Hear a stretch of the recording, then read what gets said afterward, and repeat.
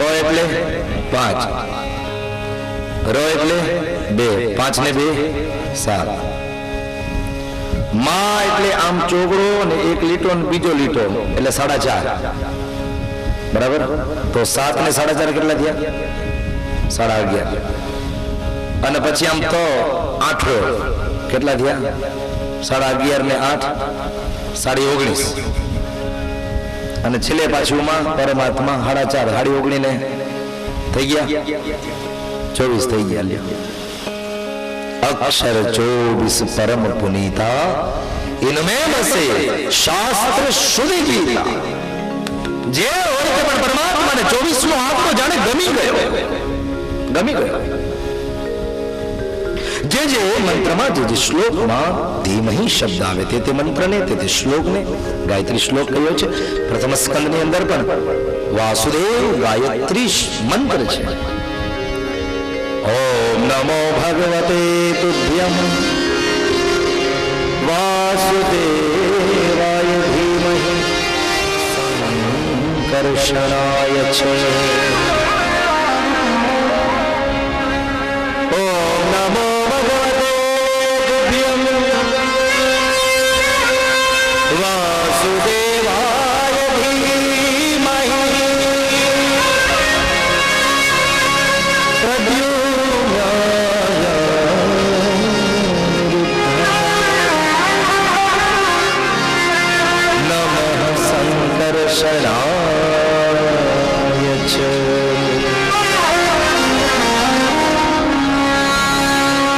શિવજીનો પણ ગાયત્રી મંત્ર હોય છે. શિવ ગાયત્રી એને કહેવાય.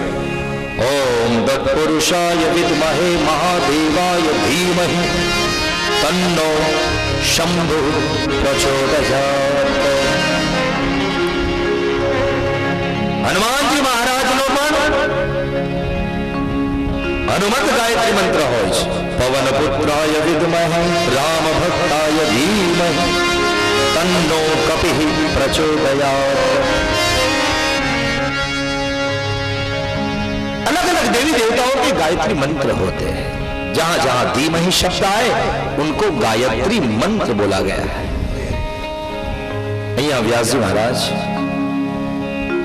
સત્ય શબ્દનું સંબોધન કરીને જાણે સત્યરૂપ પરમાત્માનું ધ્યાન કરતા હોય સુંદર મંગલાચરણ કર્યું.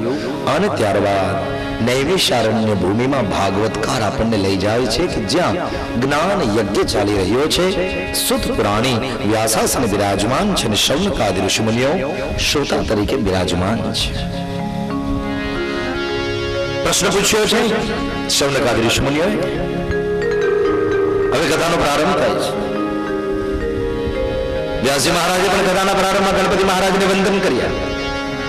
કહે ગણપતિ ગજાનનજી रिद्धि सिद्धि समय पधारो અને આ લેખનીમાં આવીને બિરાજમાન થાવ બાપ. અને આ ભાગવત જે હું રચું છું એમાં તમે મને મદદ કરો. એ ગણપતિ મહારાજ કહે મારે શું મદદ કરવાની વેદ વ્યાસજી? બોલે તમારે કઈ નહીં કરવાનું, તમારે લખવાનું, મારે બોલવાનું. એ બહુ સારું, પણ વ્યાસજી મારી શરત છે. શું?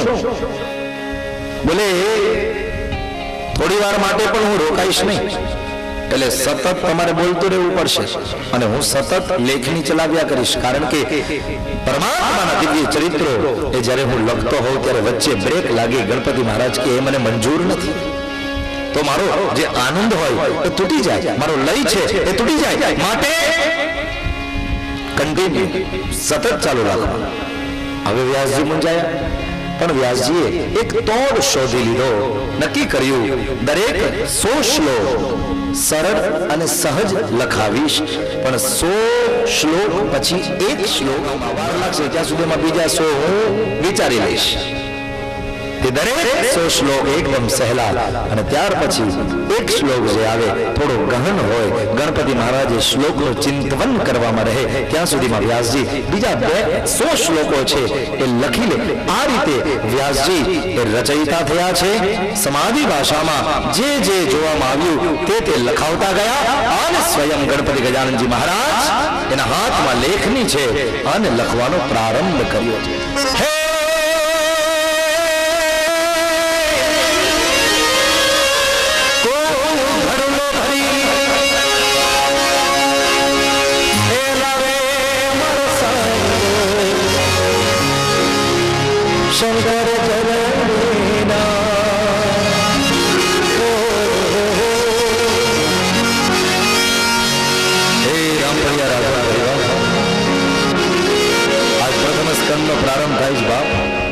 હવે આપણે એ ગણપતિ મહારાજને યાદ કરવા જોઈએ હે આજ ગણપતિ મહારાજના ચરણમાં પ્રાર્થના કરું છે ગણપતિ મહારાજ તારા રામપરિયા રાઠોડ પરિવારના જીવનમાં નાનું એવું પણ વિઘ્ન હોય ને બાપ એને દૂર કરી દેજે આ બધાને સુખિયા કરજો આ બધાને मनोकामना ने है गणपति महाराज परिपूर्ण करजे यही भावना के साथ कुंभ घड़ुलो हरि लावे मारो साहेबो कुंभ घड़ुलो हरि लावे मारो साहेबो शंकर चले रे नाथ शंकर चले रे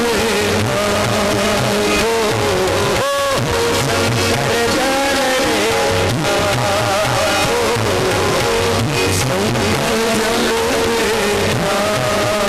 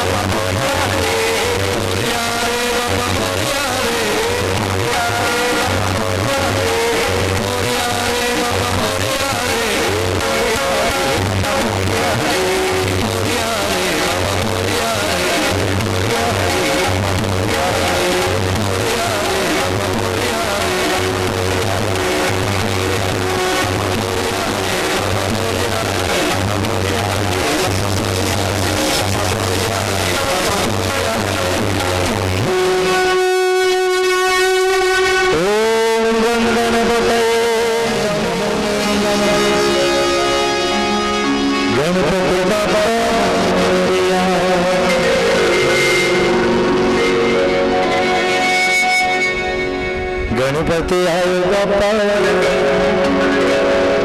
हृदय से दिलायो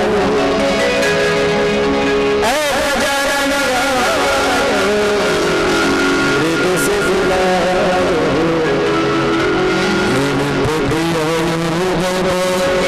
हृदय से दिलायो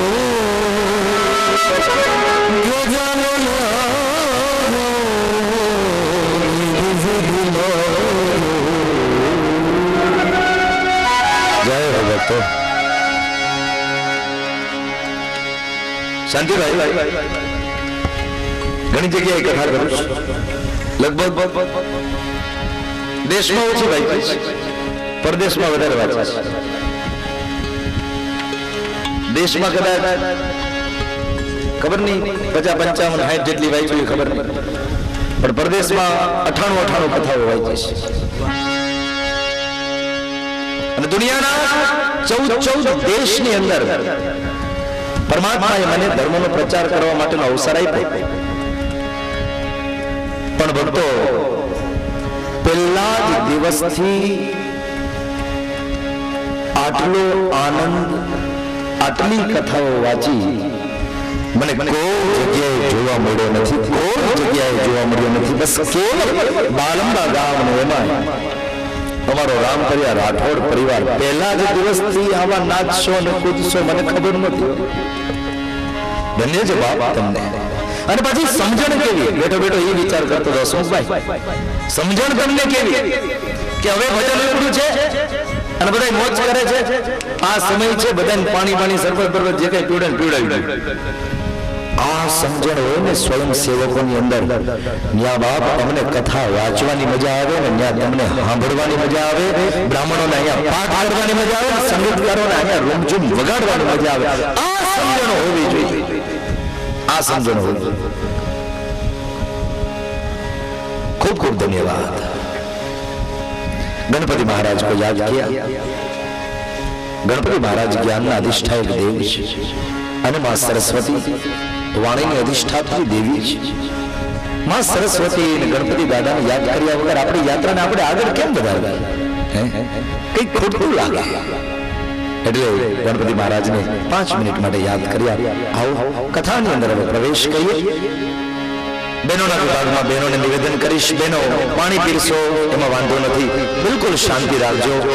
કારણ કે જોજો એ પાણીની અંદર, એ પાણીના ચક્કરમાં તમારા હાથમાંથી આ અમૃત છૂટી ન જાય એનું ધ્યાન રાખજો. કારણ કે એ તો પાણી છે પણ આ અમૃત છે. પાણીના ચક્કરમાં અમૃત ન છૂટી જાય એનું ધ્યાન રાખશો. શાંતિથી આવો, કથાને સાંભળીએ. સૌરકાદ ઋષિમુનિઓએ પ્રશ્ન કર્યો છે કે હે સુત પુરાણી, હૃદયમાં 6 પ્રશ્નો થાય છે, 6 પ્રશ્નોનો ઉત્તર કરો. પહેલો પ્રશ્ન, પુરુષોનું એકાંત શ્રેય શું છે? બીજો પ્રશ્ન, ભગવાન અવતાર શા માટે ધારણ કરે છે? ત્રીજો પ્રશ્ન, ભગવાનના કયા કયા અવતાર થયા? ચોથો પ્રશ્ન, क्या क्या अवतार लई परमात्माए कई कई लीलाओं करी? પાંચમો પ્રશ્ન, ભગવાન કૃષ્ણનું ચરિત્ર શું છે?